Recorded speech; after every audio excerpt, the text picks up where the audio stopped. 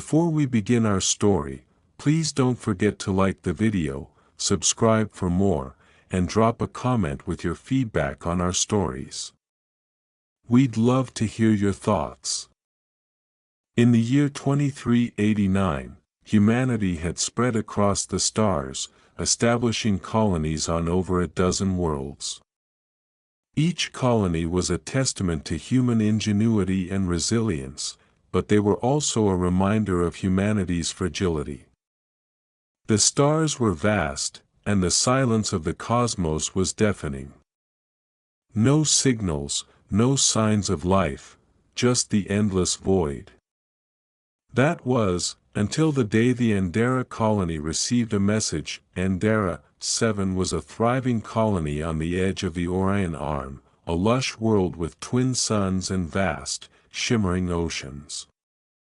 Its skies were painted in hues of gold and crimson during the day, and at night, the heavens were illuminated by the glow of its two moons.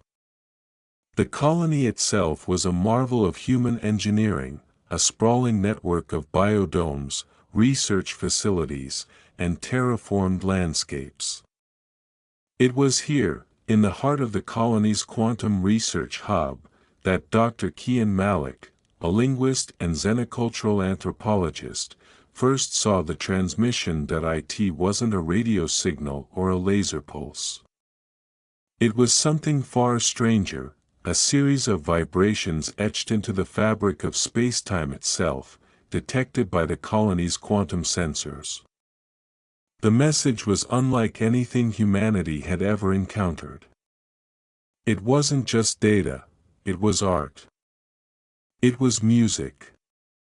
And it was alive. Kian spent weeks analyzing the transmission, working alongside Dr. Lyra Sato, a quantum physicist with a sharp mind and a dry sense of humor, and Commander Jackson Reed, the colony's head of security, a stoic and pragmatic man who had seen too much of humanity's darker side. Together, they deciphered the message, a greeting, an invitation, and a warning. The source was a planet called Zyphora, located in a star system just 12 light-years away. The Ziphrans, as they called themselves, had been watching humanity for centuries, waiting for the right moment to make contact. The message ended with a set of coordinates and a single phrase: "Come in peace, or do not come at all." The colony's leaders debated for days. Some, like Governor Elena Marquez, argued that contact could bring untold knowledge and resources. Others, like General Marcus Voss, feared it could lead to humanity's downfall. "We don't know their intentions," Voss warned. "They could be luring us into a trap." In the end, the decision was made: a small team would travel to Zyphora to meet the aliens. Kian, Lyra, and Jackson were chosen to lead the mission. The journey took 3 months, even with the colony's most advanced warp drive. The ship, the Star Weaver, was a sleek vessel equipped with state-of-the-art technology, but it felt small and fragile as it ventured into the unknown. The crew of 6, Kian, Lyra, Jackson, and 3 specialists, spent the journey preparing for every possible scenario. They studied the Ziphran message, ran simulations, and debated the ethics of first contact. But nothing could truly prepare them for what they found. When they arrived, Zyphora was a world of breathtaking beauty. Its surface was covered in crystalline forests that shimmered like diamonds, and its skies were filled with bioluminescent creatures that glowed in hues of blue and green. The air was thick with the scent of exotic flowers, and the ground seemed to hum with energy. But what truly stunned the team was the Ziphran city. That it was a living, breathing organism, a vast, interconnected network of organic towers that pulsed with light and energy. The towers seemed to grow and shift, as if responding to the thoughts of their inhabitants. The Ziphrans themselves were equally extraordinary. Tall and slender, with translucent skin that revealed the faint glow of their internal organs, they moved with a grace that seemed almost otherworldly. Their language was a blend of sound and light, and their emotions radiated like colors in the air. The first meeting took place in the heart of the city, in a chamber that seemed to grow and shift around them. The Zifran leader, a being named Ilara, greeted them with a warmth that transcended language. Through a combination of gestures, sounds, and telepathic impressions, Ilara explained that the Zifrans had once been a warring species, torn apart by greed and ambition. But they had learned to live in harmony, not just with each other, but with the universe itself. "We have watched your species for generations," Ilara said. "You are young, but you have potential. You have the capacity for great good, and great destruction. We offer you our knowledge, but only if you are willing to learn from our mistakes." Kian and his team were awestruck. They spent weeks on Zyphora, studying its culture, its technology, and its philosophy. They learned how the Zifrans harnessed the energy of stars without harming them, how they communicated across vast distances using quantum entanglement, and how they had achieved a level of unity that humanity could only dream of. But they also learned of the Zifrans' past, a history of war and devastation that mirrored humanity's OWN.AS. The days turned into weeks, tensions began to rise within the team. Jackson grew increasingly wary of the Zifrans' intentions. "They're hiding something," he insisted. "No species is this perfect." Lyra, on the other hand, was captivated by their technology. "This could change everything," she said. "We could end famine, disease, war, everything that's holding us back." Kian found himself caught in the middle, torn between his admiration for the Zifrans and his duty to protect humanity. The breaking point came when the team discovered a hidden chamber deep within the city. Inside, they found a holographic record of the Zifrans' darkest hour, a war that had nearly destroyed their civilization. The images were haunting: cities reduced to ash, oceans boiling, skies filled with smoke. But what shocked them most was the revelation that the Zifrans had created a weapon of unimaginable power, a device capable of destroying entire star systems. They had dismantled it, but the knowledge of its creation still existed. "Why show us this?" Kian asked Ilara. "Because you must understand the cost of your choices," Ilara replied. "We offer you our knowledge, but you must decide how to use it. Will you follow our path, or will you repeat our mistakes?" When the team returned to Andara 7, they were met with both celebration and suspicion. The Zifrans had given humanity a gift, a device called the Harmonium, capable of healing ecosystems and restoring balance to damaged worlds. But they had also issued a warning: if humanity used the Harmonium for destruction, the Zifrans would sever all ties and leave them to their fate. As the years passed, the Harmonium became a symbol of hope and division. Some colonies used it to heal their worlds, while others sought to weaponize it. Kian, now a diplomat, worked tirelessly to unite humanity, but the task was daunting. The echoes of Andara's first contact reverberated across the stars, shaping the destiny of a species at a crossroads. Just as humanity began to adapt to its new relationship with the Zifrans, a new threat emerged from the depths of space. The Krylos, a ruthless and expansionist species, had been silently conquering star systems for centuries. Their ships, massive and jagged like shards of broken planets, descended upon unsuspecting worlds, stripping them of resources and enslaving their populations. The Krylos were not interested in diplomacy or coexistence. Their philosophy was simple: dominate or be dominated. The first encounter with the Krylos occurred on the outer rim of human-colonized space. A mining colony on Erebus Prime sent out a distress signal before going dark.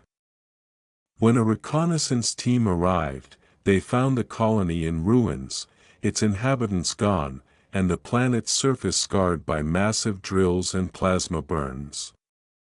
The Krylos had left behind a chilling message, etched into the ruins in a language that was quickly deciphered: "Your time has come."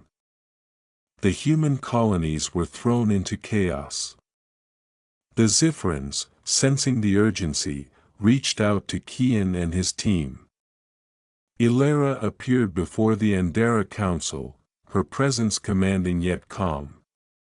"The Krylos are a threat to all life," she said. "They do not seek harmony, they seek domination.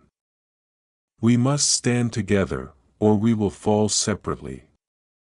Despite lingering mistrust, an alliance was formed. The Ziphrans shared their advanced technology, including energy shields and quantum disruptors, while humanity contributed its fleet of warships and tactical expertise. Kian, Lyra, and Jackson were tasked with leading the joint effort, their unique skills and perspectives proving invaluable. The first major confrontation between the Alliance and the Krylos took place in the Orion's Veil Nebula, a strategic location that served as a gateway to human and Ziphran space. The Krylos fleet, numbering in the hundreds, descended upon the nebula, their ships bristling with weapons. The Alliance fleet, though smaller, was equipped with Ziphran technology and driven by the determination to protect their homes. The battle was fierce and chaotic. Krylos ships unleashed torrents of plasma fire, while Alliance fighters weaved through the chaos, targeting weak points in the enemy's armor.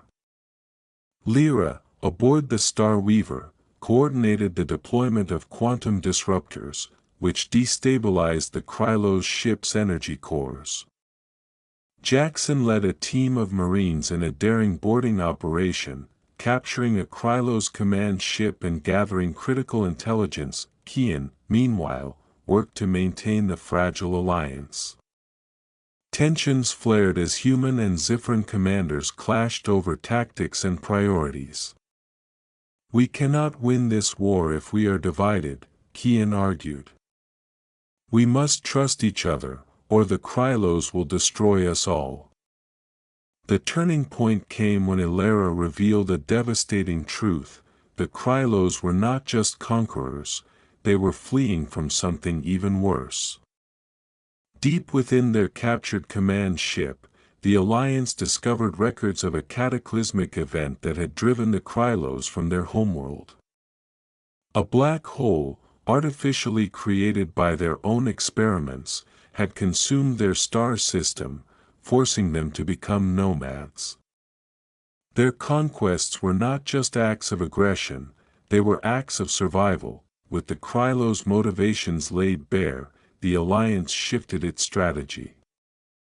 Instead of simply repelling the invaders, they would liberate the enslaved species under Krylos' control and dismantle their empire from within.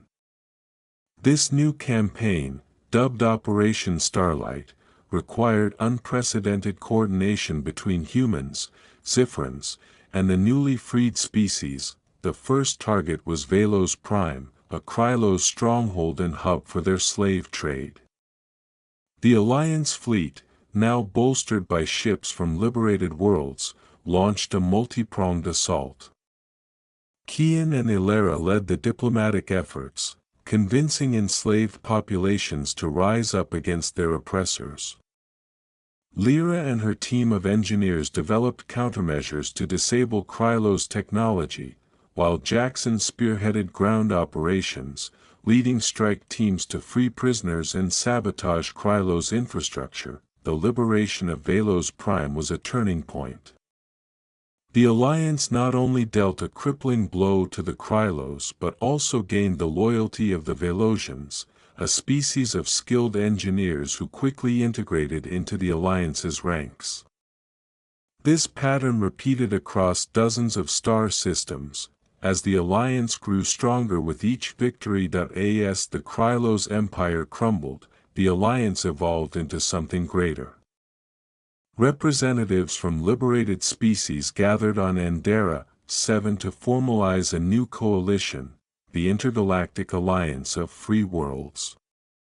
Kian, now a respected diplomat, was elected as its first chancellor, with Ilera serving as his advisor.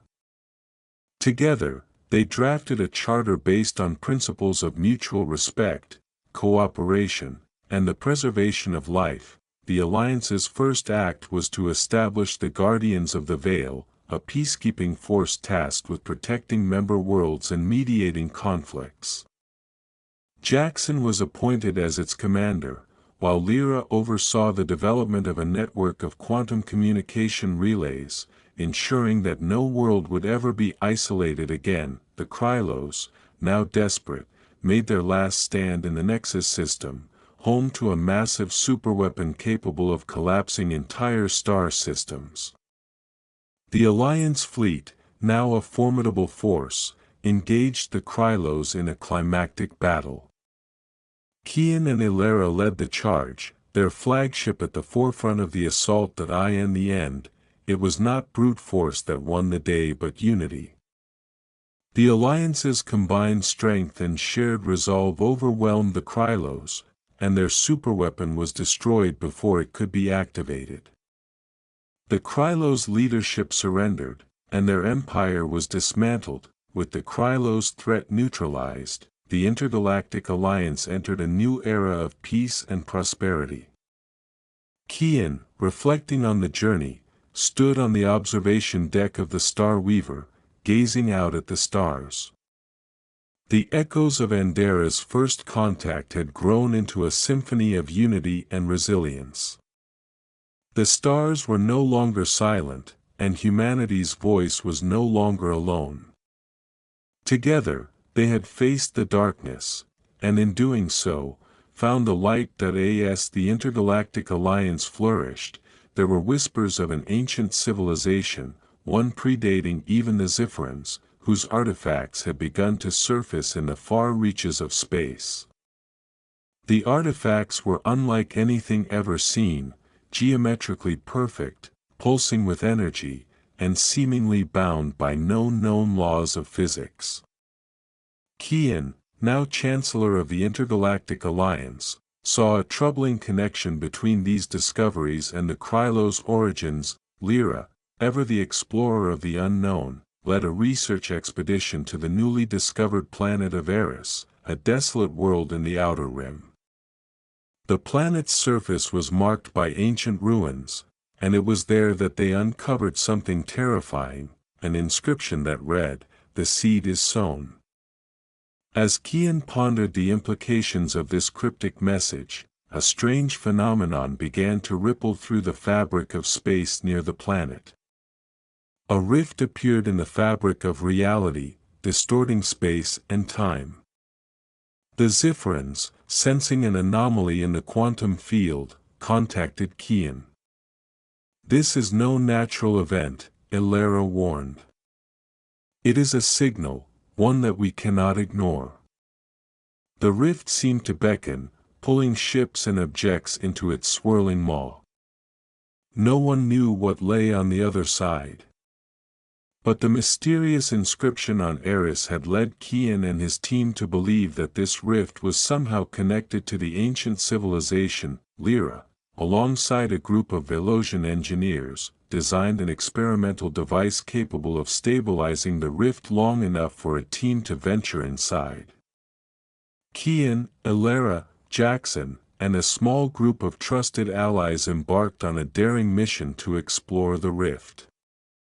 They made their way through the distorted space and arrived in a part of the universe never before seen. On the other side of the rift was a structure, an ancient relic, a vast, hollowed-out asteroid with technology beyond comprehension. It was a tomb of sorts, but not of a dead civilization. The relic seemed alive, its walls shifting and pulsating, resonating with strange energies. In the heart of this relic was a library of knowledge, records of the civilization's rise and fall, and most concerning of all, their creation of something known as the seed. The seed, as it turned out, was not just a weapon, it was a part of a vast plan, a cosmic design meant to propagate across galaxies, bringing destruction and rebirth in its wake. The ancient civilization had once used the seed to terraform and evolve life forms to serve their own ends. But their creation had spiraled out of control, and the seed became a force of destruction rather than life. As the team pieced together the relic's records, they learned that the Ziphrans had once been the victims of this seed.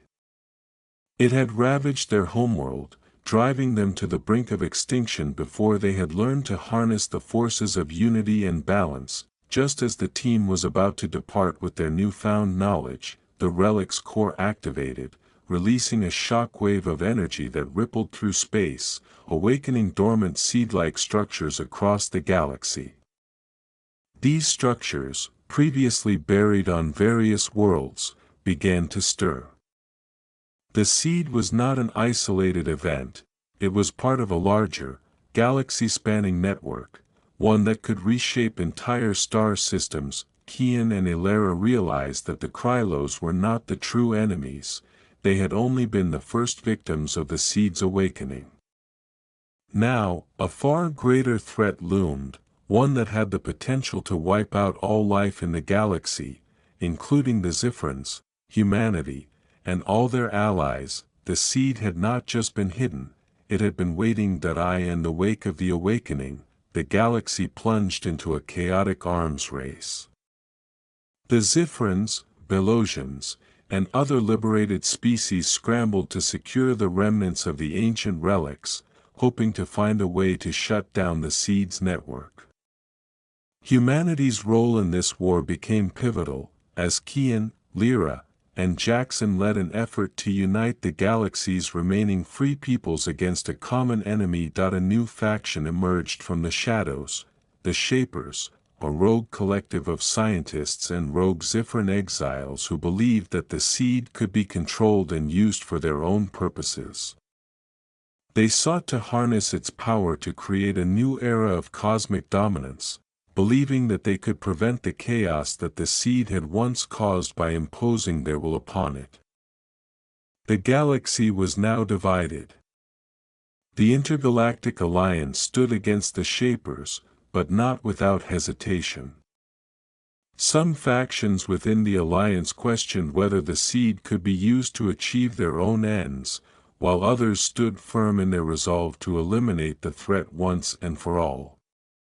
The war raged on for years, culminating in a final, desperate battle to prevent the activation of a massive seed core hidden within the heart of the Nexus system. The core had the power to trigger a galaxy-wide cascade of transformation, reshaping every world it touched. Kian and Ilera, both weary from the endless conflict, made the ultimate decision: they would infiltrate the Nexus core and attempt to destroy it from within. The task would be nearly impossible, but the stakes could not have been higher. As they navigated the inner chambers of the Nexus core, they encountered the Shapers, who had already infiltrated the system. A final confrontation ensued. Lyra, who had uncovered a way to disable the core's activation protocols, worked feverishly to input the code that would deactivate the seed signal. In the heart of the Nexus, Kian faced off with the leader of the Shapers, a being who had once been a great Ziphran philosopher, now turned fanatic. "You cannot destroy the seed," he said. "It is the future. We cannot escape our destiny." With a heavy heart, Kian made the ultimate choice. He destroyed the Nexus core, severing the seed's hold on the galaxy forever. The resulting explosion shattered the core, and the seed's network was undone. But in that moment of destruction, Kian understood the true cost of their actions. There would be no more seeds, no more mysterious power, but the galaxy had been irrevocably changed. The intergalactic alliance began to rebuild. The memory of the seed was sealed in the archives, a warning to future generations. Kian, Elara, and the others had seen the darkest corners of the universe and had emerged victorious, but at great cost. The galaxy had been forever altered, but hope remained. The alliance was stronger than ever, forged in the fires of battle and unified in the desire to build something greater. The stars no longer seemed so vast and empty. They were filled with the voices of those who had come together to face the darkness and had emerged into the light.